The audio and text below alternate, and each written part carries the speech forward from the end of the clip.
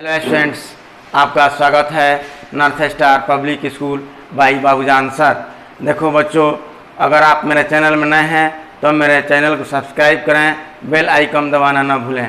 देखो बच्चों, मेरे यहाँ class 8, 9th, 10th, 11th, 12th का साइंस और आर्ट्स का क्लास चलता है।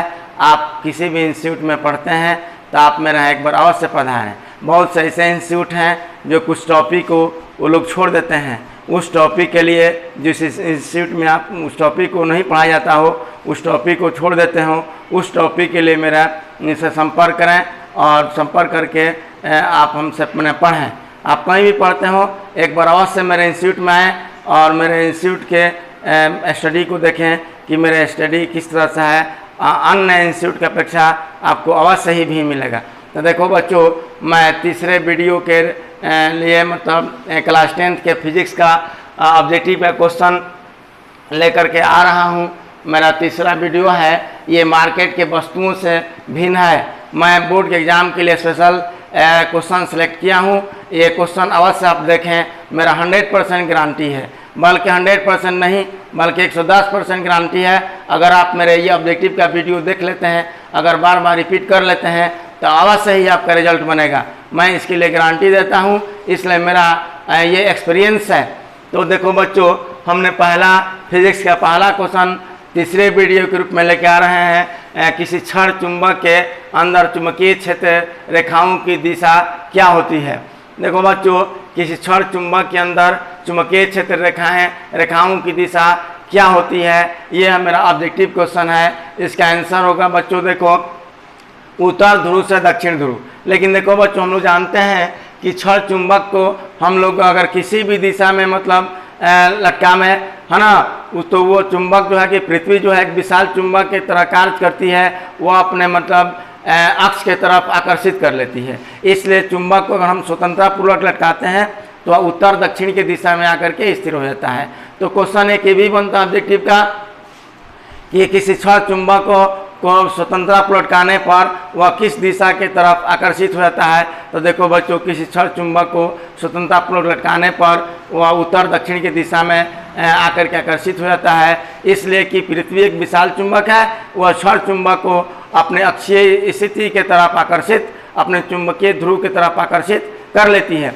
इसलिए क्षण चुंबक को स्वतंत्रतापूर्वक लटकाने पर उत्तर दक्षिण की दिशा में स्थिर हो जाते हैं। देखो बच्चों, मैं फिर एक बार उस क्वेश्चन को रिपीट करता हूं कि किसी क्षण चुंबक के अंदर चुंबकीय क्षेत्र रेखाओं की दिशा क्या होती है। तो इसका आंसर हो जाएगा उत्तर ध्रुव से दक्षिण ध्रुव। ये मैं ऑप्शन नहीं दे रहा हूँ, ये डायरेक्ट इसलिए ऑप्शन नहीं दे रहा हूँ कि डायरेक्ट आपको ये वर्ड याद होगा। आप वर्ड जब तैयारी कर लेंगे तो आप परीक्षा में बैठेंगे तो आपको पेपर जब बोर्ड के एग्जाम में जब बैठेंगे तो पेपर जब आपके सामने आएगा तो डायरेक्ट इसी ऑप्शन पर जाएगा, तो आप उसको आप पेंट करेंगे। सेकेंड क्वेश्चन के रूप में देखो बच्चों, विद्युत जनित्र का सिद्धांत आधारित है, विद्युत जनित्र का सिद्धांत आधारित है। इसका आंसर होगा बाबू विद्युत चुम्बकीय प्रेरण पर। इसका आंसर होगा विद्युत चुम्बकीय प्रेरण पर। इसलिए चूंकि हम जानते हैं विद्युत जनित्र एक ऐसा उपकरण है, एक ऐसा यंत्र है जो यांत्रिक ऊर्जा को या विद्युत ऊर्जा में कन्वर्ट कर देता है। यानी विद्युत जनित्र एक ऐसा यंत्र है जो यांत्रिक ऊर्जा को विद्युत ऊर्जा में कन्वर्ट कर देता है और यह विद्युत चुम्बकीय प्रेरण पर कार्य करता है। इसलिए देखो बच्चों, ये विद्युत जनित्र का सिद्धांत आधारित है ये विद्युत चुम्बकीय प्रेरण पर। देखो बच्चों, क्वेश्चन पूछता भी है विद्युत जनित्र से और क्वेश्चन उठाता है कि विद्युत जनित्र ऊर्जा को किस प्रकार से परिवर्तित करता है। तो विद्युत जनित्र ऊर्जा को, यांत्रिक ऊर्जा को वह विद्युत ऊर्जा में कन्वर्ट कर देता है, यानी परिवर्तित मतलब कर देता है। तीसरा क्वेश्चन के रूप में मैं आ रहा हूँ बच्चों, देखो, विद्युत चुम्बकीय प्रेरण की खोज किसने की थी। विद्युत चुम्बकीय प्रेरण की खोज किसने की थी। तो देखो बच्चों, इसका आंसर होगा माइकल फैराडे। माइकल फैराडे एक बहुत गरीब परिवार में जन्म हुआ था। यानी इतने गरीब थे कि वह मतलब उनके पास इतने पैसे नहीं थे कि वह स्कूल कॉलेज के फ़ी को मतलब चुका सकें, लेकिन उनके पढ़ने की जिज्ञासा बहुत थी।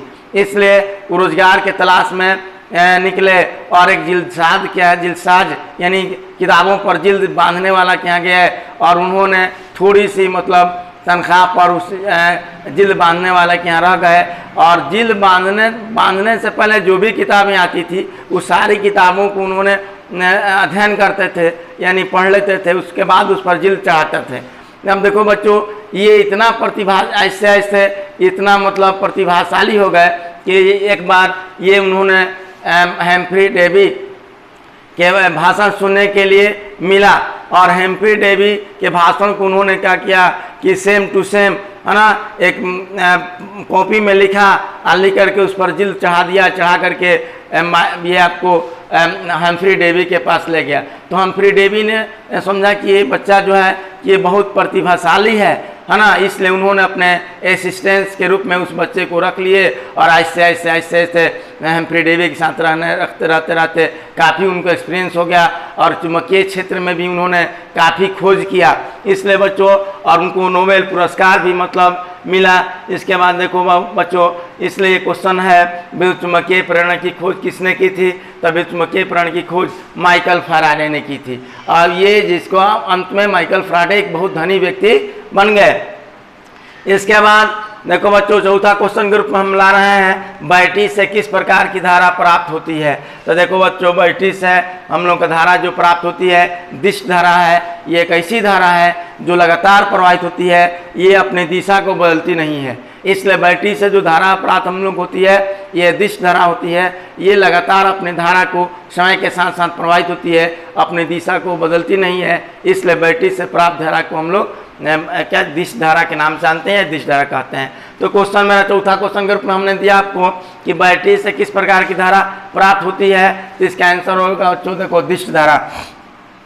पांचवा क्वेश्चन ग्रुप में आपके सामने ला रहे हैं डायनेमो किस प्रकार की धारा, डायनेमो से किस प्रकार की धारा प्राप्त होती है। तो डायनेमो से देखो बच्चों यांत्रिक प्रतिवर्ती धारा प्राप्त होती है। क्वेश्चन है मेरा डायनेमो, पांचवा नंबर क्वेश्चन कि डायनेमो से किस प्रकार की धारा प्राप्त होती है। तो डायनेमो से प्रतिवर्ती धारा प्राप्त होती है। इसलिए डायनेमो एक ऐसा यंत्र है जो यांत्रिक ऊर्जा को विद्युत ऊर्जा में कन्वर्ट करता है और इसमें धारा की दिशा जो होता है यानी बदल बदल करके प्रवाहित होती है, इसलिए इस डायनेमो को हम लोग प्रतिवर्ती धारा के नाम से भी जानते हैं और इस डायनेमो से धारा जो प्राप्त होती है प्रतिवर्ती धारा प्राप्त होती है। इसलिए इसका आंसर जो होगा डायनेमो से किस प्रकार की धारा प्राप्त होती है, तो डायनेमो से प्रतिवर्ती धारा प्राप्त होती है। छठा क्वेश्चन ग्रुप में आ रहा है बच्चों तुम लोगों के पास कि कौन सा पद विद्युत परिपथ में विद्युत शक्ति को निरूपित नहीं करता है, यानी कौन सा पद जो है विद्युत परिपथ में विद्युत शक्ति के को निरूपित नहीं करता है। तो देखो बच्चों, हम लोग विद्युत परिपथ क्या कहते हैं, जो अपने घरों में जो वायरिंग करते हैं जिससे होकर के धारा प्रवाहित होता है, यानी जिस पथ से होकर के धारा प्रवाहित होता है उस पथ को हम लोग विद्युत परिपथ के नाम से जानते हैं और उसी विद्युत परिपथ में विद्युत शक्ति का निरूपित जो हम लोग IR² से हम लोग नहीं करते हैं। तो इसका आंसर हो जाएगा IR²। देखो बच्चों, क्वेश्चन है कौन सा पद विद्युत परिपथ में विद्युत शक्ति को निरूपित नहीं करता है, तो इसका आंसर हो जाएगा देखो बच्चों IR²। क्वेश्चन नंबर 7वां लेके आ रहे हैं विद्युत धारा उत्पन्न करने की युक्ति को क्या कहते हैं। तो विद्युत धारा उत्पन्न करने की युक्ति तो क्या कहते हैं, तो जिस युक्ति से या जिस यंत्र से मतलब विद्युत धारा उत्पन्न होता है उस युक्ति को हम लोग विद्युत जनित्र के नाम से जानते हैं, उसको हम लोग विद्युत जनित्र कहते हैं। उसके बाद 8वां नंबर क्वेश्चन ग्रुप में ला रहे हैं बच्चों विद्युत फ्यूज विद्युत धारा के किस प्रभाव पर कार्य करता है, यानी विद्युत फ्यूज विद्युत धारा के किस प्रभाव पर कार्य करता है। तो इसका आंसर होगा ऊष्मीय प्रभाव। देखो बच्चों, विद्युत फ्यूज एक ऐसा यंत्र है जो लेड, जस्ता और टीन का मिश्र धातु होता है।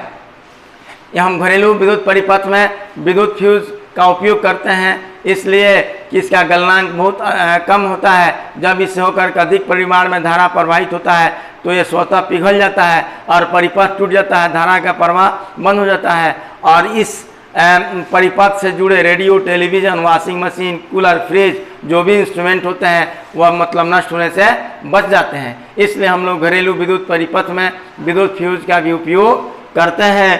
तो क्वेश्चन देखो बच्चों, हमने 8वां क्वेश्चन ग्रुप में लाए हैं कि विद्युत फ्यूज विद्युत धारा के किस प्रभाव पर कार्य करता है। तो ये विद्युत फ्यूज जो है विद्युत धारा के उसमें प्रभाव पर कार्य करता है। क्वेश्चन नंबर 9वां के रूप में ला रहे हैं विद्युत चुंबक बनाने के के लिए पढ़ाया। किस पदार्थ के छड़ का उपयोग होता है?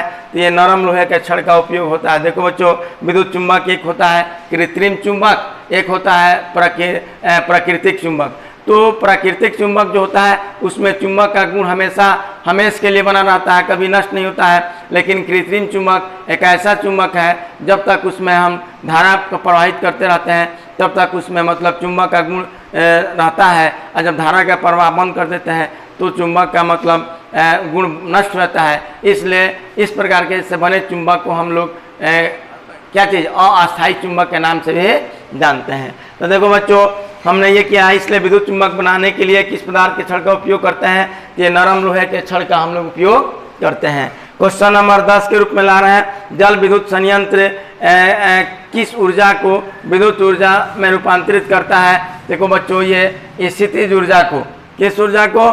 स्थितिज ऊर्जा को क्या करता है?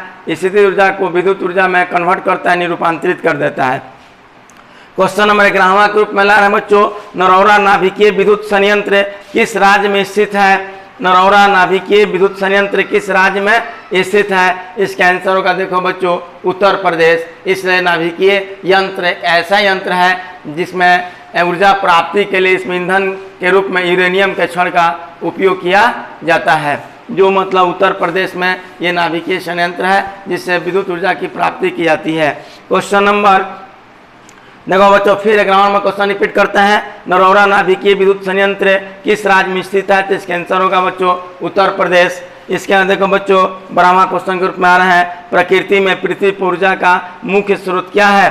तो प्रकृति में पृथ्वी ऊर्जा का मुख्य स्रोत सूरज है। ये हम लोग जानते हैं कि पृथ्वी ऊर्जा का मुख्य स्रोत जो है ये सूरज है। उसके बाद 13वां क्वेश्चन के रूप में हम आ रहे हैं कि पवन विद्युत जनित्र में पवन की चाल कम से कम होनी चाहिए, यानी पवन विद्युत जनित्र में पवन की चाल जो है कि कम से कम होनी चाहिए। तो इसका चाल कम से कम पवन की चाल उस स्थिति में 15 किलोमीटर प्रति घंटा होनी चाहिए। इसके बाद देखो बच्चों, मैं 14वां क्वेश्चन के रूप में ला रहा हूँ कि नाभिकीय ऊर्जा प्राप्त करने हेतु आवश्यक है, यानी नाभिकीय रिएक्टर एक ऐसा यंत्र है जिससे हम लोग मतलब ऊर्जा की प्राप्ति करते हैं। ऊर्जा की प्राप्ति के लिए इसमें यूरेनियम का छड़ का उपयोग किया जाता है, जिससे हमको ऊर्जा की प्राप्ति होती है। जो यूरेनियम का छड़ विखंडित होता है और विखंडित होते होते यूरेनियम का नाभिकों में विखंडित होते जाता है और ऊर्जा की एक विशाल राशि इससे मुक्त होती है,